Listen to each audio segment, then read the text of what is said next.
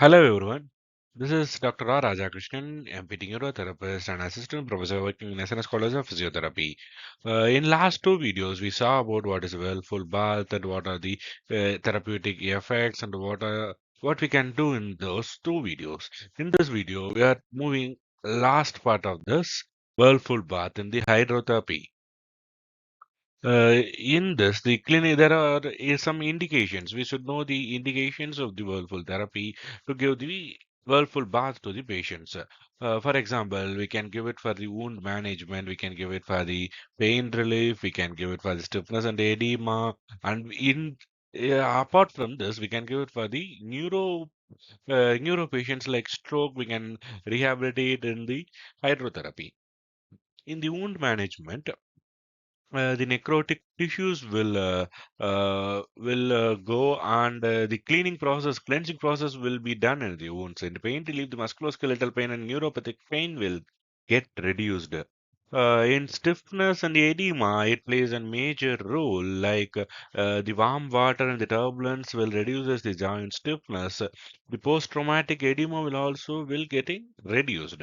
In Whirlpool therapy, it is a highly versatile. It's effective for various conditions. These includes chronic pain, post-surgical recovery, and severe other problems.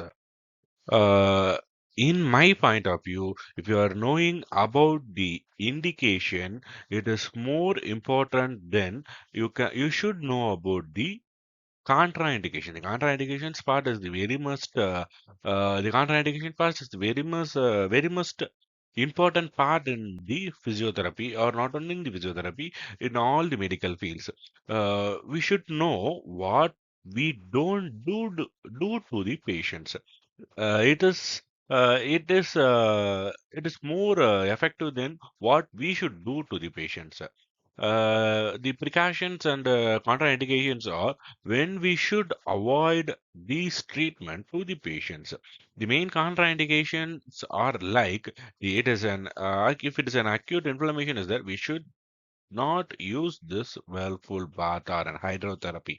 If the fever is there, if the malignancy type of cancer is there, if a severe cardiac condition, it may shoot up the blood pressure immediately. And if the patient is having any deep vein thrombosis, it may make the thrombus into an moving thrombus, moving emboli. The precautions like we should check the patient's sensations, skin sensation from a skin sensation test, like we study in the electrotherapy. We should check the skin is fragile, the skin is having any infection risk, the advanced diabetes wounds in the lower part of the bodies. If the patient's having any medications which is causing drowsiness, like in safety measures, we should monitor the patients continuously. We should maintain the hygiene, proper water temperature, secure the treatment area. The safety is paramount. Always check for contraindications before the treatment and the precautions what we are taking to save the patient. It is very much important to the treatment of the hydrotherapy. Uh, and then it is having a main disadvantage like we should change the water regularly after using for a patient.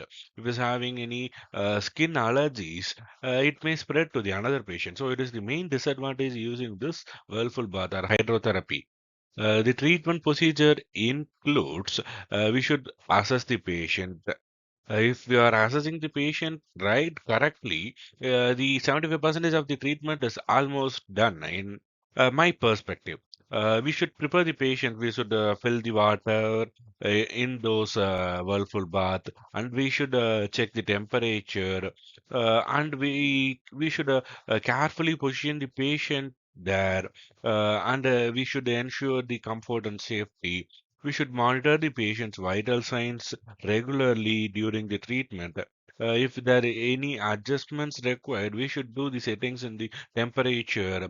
After the post-treatment, we should assess the patient from taking out of the limbs or body from the whirlpool bath. We should dry and provide aftercare.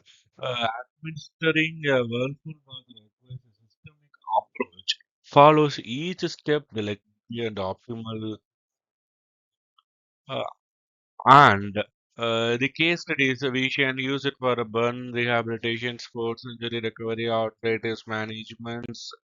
The first we should do the versatile modality, multifactorial action, continuous learning, and patient safety.